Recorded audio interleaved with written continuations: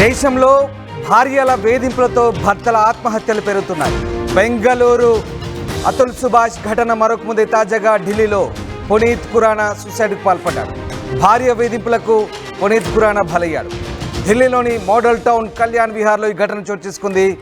భార్య మాణిక్య జగదీష్ పహ్వాతో విభేదాలు ఏర్పడ్డాయి. విడాకుల కేసు విచారణ జరుగుతుండగానే ఈ అఘాయిత్యం చోటు చేసుకుంది. చనిపోయే ముందు పునీత్ వీడియో కాల్ రికార్డు చేశాడంటూ కుటుంబ సభ్యులు చెప్తున్నారు.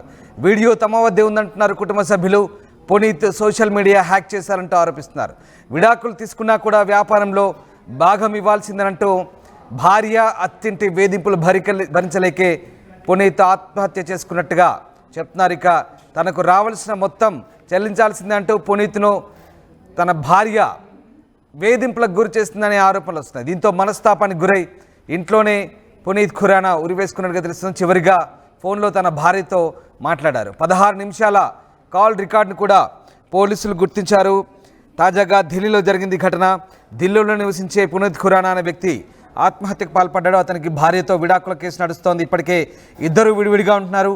పునీత్ ఢిల్లీలో ఓ బేకరీ చైన్ నిర్వహిస్తూ ఉంటాడు. అందులో తనకు వాటా రాసివ్వాలంటూ ఆమె డిమాండ్ చేస్తూ వస్తున్నారు. ఈ క్రమంలో కోర్టులో దీనిపై వాదనలు జరుగుతున్నాయి. ఫోన్లో వారిద్దరి మధ్య ఈ అంశంపై వాగ్వాదం జరగడంతో కాసేపటికే పునీత్ ఖురానా ఆత్మహత్య చేసుకున్నాడు.